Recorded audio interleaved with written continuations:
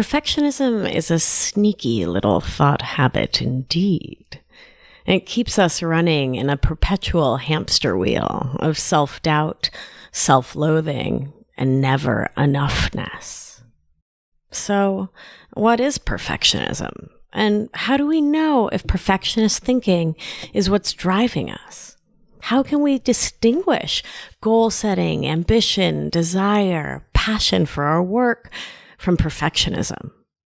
This is a vital topic for most of us humans, and I'm so excited to dive into it with you today, my darling. I'll be giving you my favorite top tips, so stay tuned. You're not going to want to miss a thing. You're listening to Feminist Wellness, the only podcast that combines functional medicine, life coaching, and feminism to teach smart women how to reclaim their power and restore their health. Here's your host, nurse practitioner, functional medicine expert, herbalist, and life coach, Victoria Albina. Hello, my love. I hope this finds you doing so well. I am so excited about all the wonderful reviews I've been getting about the show, and I just want to thank everyone who's taken the time to hop on over to iTunes, to subscribe to the show, leave a rating and a review. It really, really helps to get the show in front of more people, which is why I do this, to help spread these messages, these lessons, this learning far and wide. So thank you to everyone who's left a review, and I do hope you'll pop over to iTunes and do the same. So, my loves, we are talking today about perfectionist thought habits and a perfectionist mindset, which is a topic I see in, let's be real, pretty much everyone in my life. And it was very, very, very much a part of my everyday, though I didn't recognize it. So perfectionism is a sneaky one, and it can be super challenging to see in ourselves. I saw myself as not being perfect, as if that was a thing. And in my head, a perfectionist did everything right, ahead of time, kept a perfect schedule and stuck to it, always looked impeccable and had the latest fashions on. I'm wearing my mom's sweater from the 90s as I write this, and that's cool for me, but I didn't call myself a perfectionist. That wasn't me. No way. I wasn't perfect. And what I've come to see by using the think, feel, act cycle tool that I teach you, by doing the thought work protocol with myself on the daily, is that it's my constant striving to be perfect, in air quotes, obvi, because once again, what even is perfection, right? And at the same time, you are inherently perfect. It's one of those. So anyway, it was my constant striving, was constantly berating myself for not being perfect. That is the evidence of perfectionist thought patterns in my life. How sneaky is that? I always thought, Vic, you could be better. You could do better.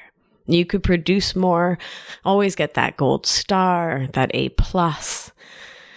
I would push myself to the brink and often beyond, particularly if someone else was waiting in line to approve of me and my work. I was constantly worried about what wasn't perfect in my life. Self-critical, judging, harsh. Yikes. And I wanted, in this subconscious way, to always produce that A+ essay, to be the best hostess and produce the A+ meal, the A+ blog post, whatever, on and on. And this mindset, this thought habit, cost me so much emotional and literal time and energy that I now see I could have been directing towards self-care, growth, pleasure, enjoyment. And here we are. The past is the past, and it is unchangeable. And this process of pushing myself, striving, what the Buddhists would call grasping, was something I needed to go through. I needed to learn through, with, by, and here we are. I have done so much work on my perfectionist mindset and my perfectionist habits. And I want to also say clearly and at the top of the show that I love thoughtful goal setting. I love encouraging ourselves, cheering ourselves on to do the next right thing and to take courageous action on behalf of our wildest dreams. Absolutely. But the energy of encouraging is so different from the energy of striving, pushing to be perfect. And this is what I coach folks on all day. I love blowing my own mind by seeing just how much I can get done and watching my clients do the same. But conflating meeting your goals and having to do it perfectly is the issue here. And it's that can keep us feeling trapped, less than, paralyzed, fearful.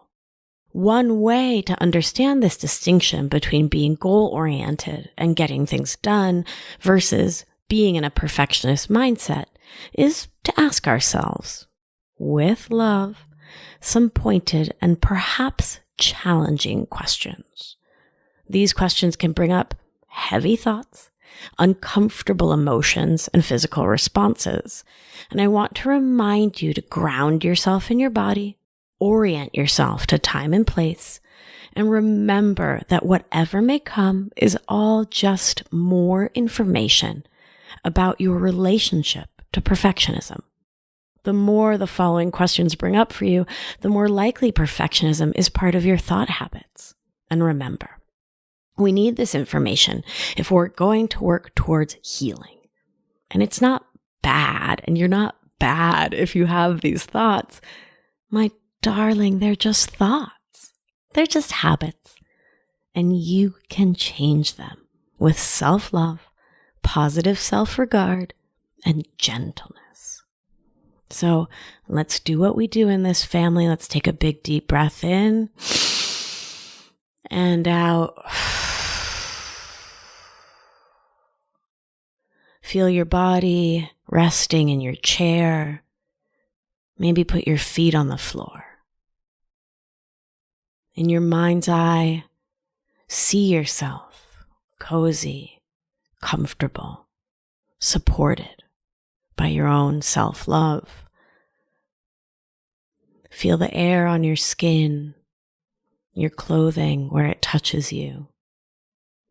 Ground yourself if that feels safe and healthy for you. If getting into your body feels a bridge too far, then consider focusing your energy on what you can hear in your environment, what you can smell, what you can taste. Deep breath in and out. Here we go. My beautiful, perfect angel. Do you ever feel bad about yourself when you don't achieve something in just that exact way you wanted? Do you avoid doing what you long to do because you feel you won't just do it right? Do you worry that others will withdraw their care and love if you make a mistake? Do mistakes make you feel like you're not smart enough, worthy, good enough? Do you get angry, intolerant, frustrated, out of acceptance if others make mistakes? Do you judge others harshly? Do you pause to relish in your successes? Or do you move on with great speed to worry about your next task? Do you feel like your world will be shattered if you fail, or if someone says negative things about you? Do you feel dread, anxiety, worry, stress if you have to learn or do something new? Do you ever feel like you're just the summation of your production, of the things that you do and do and do all day long? a hamster in a wheel? Well, my beauty, if you answered these questions with more yes than no, then perfectionist thinking may be a habit in your life.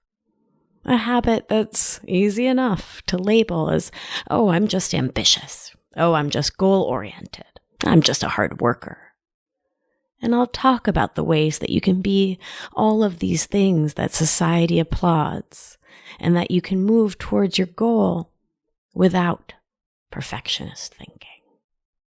Take another deep breath in and out. Okay, my nerds, let's first explore what perfectionism looks and feels like in our thoughts, feelings, and actions, starting like we do with a definition. I found the following helpful definition. Perfectionism is a personality trait characterized by a person striving for flawlessness and setting high performance standards, accompanied by critical self-evaluations and concerns regarding others' evaluations. That seemed to sum it up pretty well, I would say. But I would also say that I'm not sure it's a personality trait, in that I'm not sure I sort of believe in that conceptually. I'm really much more interested in the framing of us humans as creatures who have thought habits and mindset habits, because I feel that holds space for the possibility of change, and I believe in our ability to change. So that's the only part I would take a wee bit of umbrage with. But this is our topic. The ways in which perfectionism can keep us spinning and spinning in these thoughts that we have to meet some unattainable goal in an unrealistic way. And this thought habit can really F with your head, to put it scientifically, that is. And because the way you do anything is the way you do everything, perfectionism is rarely just found in one single solitary area of our lives, but rather because it's a framework for how we think about ourselves and the world, it seeps in everywhere. So if you're in a perfectionistic mindset at work, you're likely employing that same way of thinking, that you're not okay or wonderful or worthy or good just the way you are, that you need to be better or fixed and need to prove yourself and your worth in every area of your life. And in this way, perfectionist thoughts can lead us to feel really bad about ourselves, feel bad about the situations we encounter, to judge other people, and often judge them harshly because they're not perfect either. We tend to find ourselves in a mindset or story in which all mistakes will lead to catastrophe and crisis. When perfectionism is your norm, you may relentlessly compare yourself to others. You may constantly check and recheck your work, only to make yourself feel increasingly afraid of messing up. You may obsess about details that are, frankly, relatively insignificant, and thus you may find yourself putting off your work for fear of not doing it perfectly as you focus on these details. Procrastinating, which leads to more beating yourself up and finding ways in which you aren't perfect. Perfectionism also leads the human brain to find and focus on the most negative aspects of a situation. The toughest part of perfectionism is that it can keep us from trying new things, having adventures, reaching beyond what we already know for fear of not doing it well. Perfectionism gets all tied up in an identity that's defined by what you do instead of who you really are. Perfectionist thoughts can cause you to feel overwhelming sadness, frustration, isolation, even hopelessness. Because perfection in this framework, right? I will make a perfect product that 100% of people will like. I will make the most incredible, perfect meal that 100% of my guests will adore. These sorts of things, they're unachievable. And the ironic thing is that when you believe you need to be perfect in order to be good, lovable, successful, the feelings your perfectionist thoughts create for you will feel less than perfect. They'll be the ones we call negative feelings. So it's common to try to stop them, to block them, to buffer against them, which we talked about in episode 14, and to thus spiritually and emotionally bypass them. By which I mean to not feel your feelings, but rather to work to muscle through or to jump to the next action to change the situation, as though that would make you feel better. But the thing is, the thoughts and feelings you resist persist. They don't go away, my beauty. They stay in your mind, body, heart, and spirit, which can take such a painful toll on us.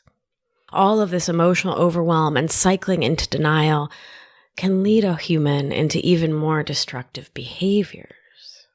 Because feeling bad about yourself leads you to feel worse about yourself.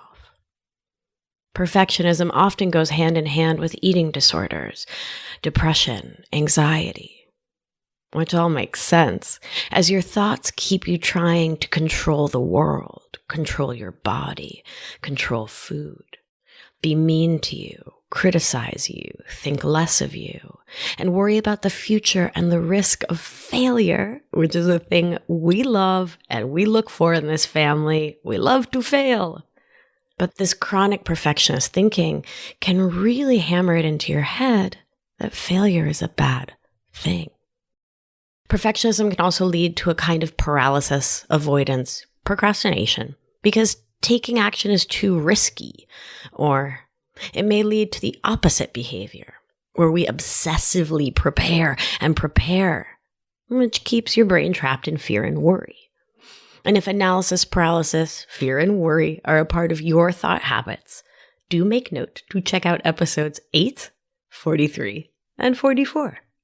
Perfectionists not only feel this intense pressure to do everything perfectly, we also feel we have to appear that our perfection was achieved without any efforts. This deception, it's like a borderline lying to yourself in the world, hides your intense efforts, good works, and therefore hides who we really are. Appearing that we didn't put much effort into our achievements is the brain's attempt to block us from feeling vulnerable should someone not approve of the product we created. It's also a way to attempt to block us from admitting that we may need help. Often perfectionists feel deep shame and a lack of worthiness, which is why we try so hard to be perfect. Shame and perfectionism are a tightly woven braid. The inner story goes, if only we could do things perfectly, then we would feel valuable and worthy. We would know it, and so would everyone else. Falling short of perfection, shame fills my heart. Perfectionism takes a toll on your thoughts, emotions, your body. For example, say you're worrying that the task you're doing at work is wrong, that you're making mistake after mistake. Your thoughts lock into this worry and you keep thinking, I'm never going to do this right. I can't believe I can't get this right. What is wrong with me? Your shoulders start to seize up. Your jaw is clenching. You need water or to pee, but you just can't leave what you're doing. All this strain, this pressure on your body, your nervous system is causing you to get a headache, and your belly is churning with anxiety, which we talked about in episode 3 as being a feeling accompanied by and born from tension in our bodies.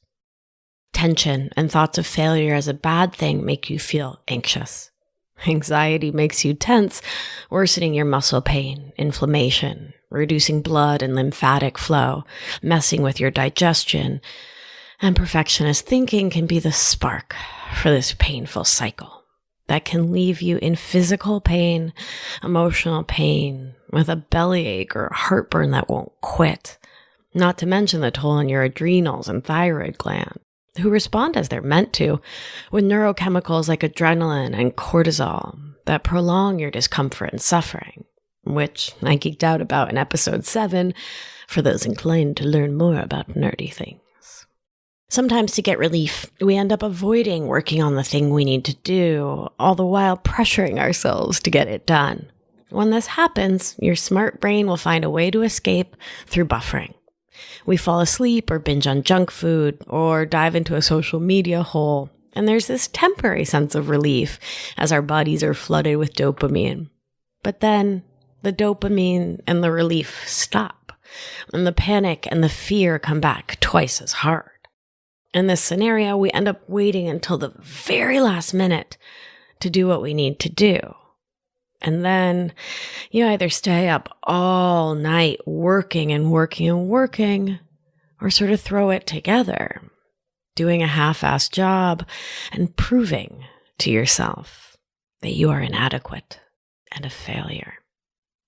You may be asking at this point, where does perfectionism come from?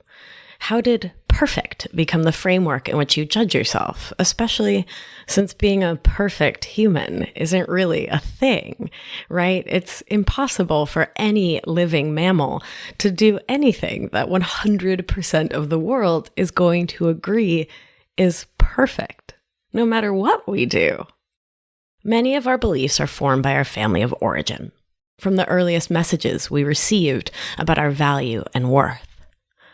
Passive-aggressive comments and criticisms, value being assigned to us only if we accomplish X, Y, or Z, impossible expectations to adhere to about what is right or wrong, perhaps at inappropriate ages, or shaming we may have felt when we made a mistake.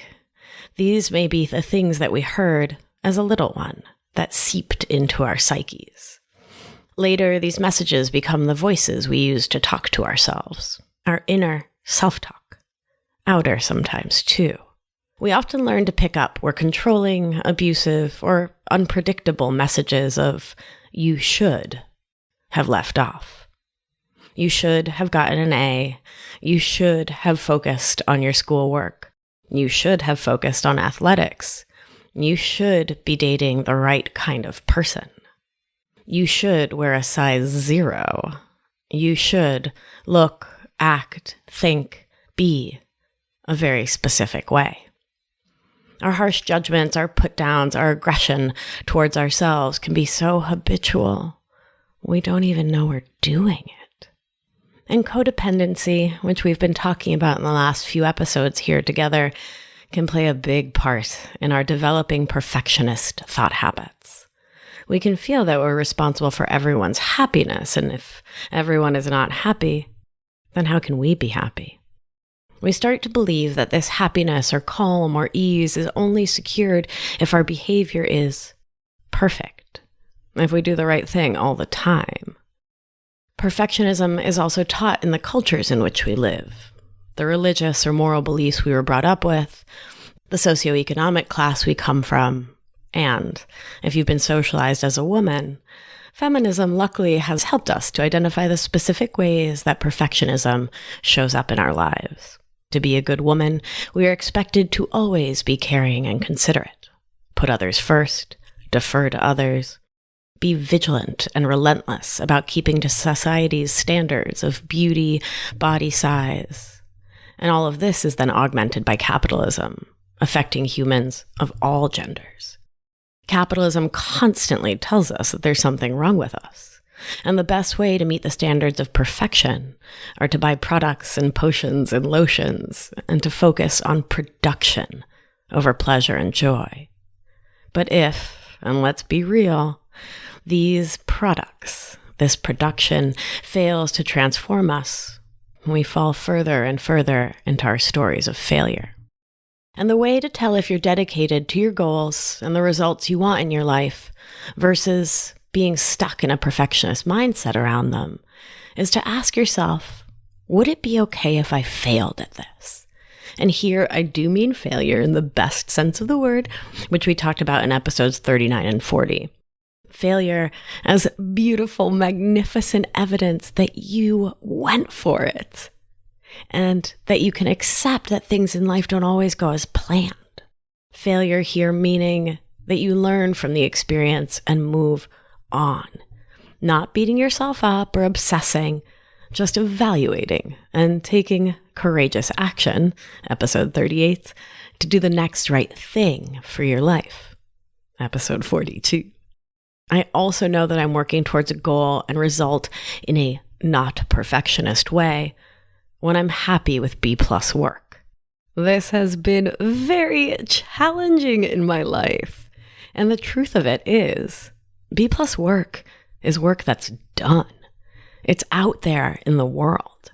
It's a tidy enough closet. It's a good enough paper or memo. It's a useful blog post that will help someone change their life. B+ work is work that doesn't drain your soul. It gets done.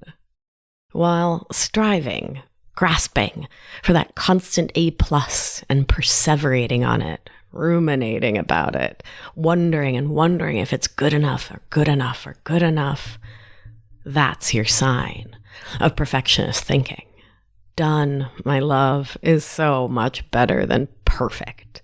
And get it done energy, B+ energy, will get you much further with your self-love and positive self-regard intact long before perfectionism ever will. Okay, my loves, I'm going to pause here because this is an awful lot of information. I want to invite you to look at your thought habits in your life. Are you spinning around trying to match some unachievable concept of perfection? Are you procrastinating your work, your goals, your dreams? Are you living in tomorrow thinking? Meaning, I'll get that done tomorrow. I'll start that new nutrition plan to heal my gut tomorrow. I'll start taking my supplements tomorrow. I'll start doing thought work or future self journaling tomorrow. These things can all be hints that your brain is buffering, pushing challenging emotions away because of your habit of perfectionist thinking. Tune in next week. We're going to talk about what you can begin to do to heal from these habits. I'm splitting it into 2 episodes because I think it's really important that you spend this week really focused on awareness. Remember our framework: awareness, acceptance, action. We don't try to change things in our life until we really can understand them. And you can't see what you can't heal. Nope, it's the other way around. You can't heal what you can't see. That makes more sense. Versus you can't see what you can't heal. Oh, that's fascinating. I'll ruminate on that one for a minute. Meanwhile, right, awareness. It's really, really vital that you get a really clear sense of where perfectionism is showing up for you. So that's your homework for this week. Focus there, not on changing your thoughts, your feelings, your actions, your results, really on feeling into it. Awareness is in and of itself healing. And awareness plus action, oof, that is how you build the intentional life of your dreams. So let's take it step by step. Let's not do that perfectionist thing of trying to fix it all and solve it all. You're perfect. That's the funny thing here, right? Perfectionism is predicated on this concept that you're not perfect. And I want to remind you of what I tell you every week. My sweet one, you are already so perfect. And you don't need to prove that to anyone on this earth. Especially not to yourself. Let's take a deep breath in and out. You are perfect. You are perfect. You are perfect. Remember, you are safe. You are held. You are loved. And when one of us heals, we help heal the world. Be well, my darling. I'll see you next week. Thank you for listening to this week's episode of Feminist Wellness. If you like what you've heard, head to victoriaalbina.com to learn more.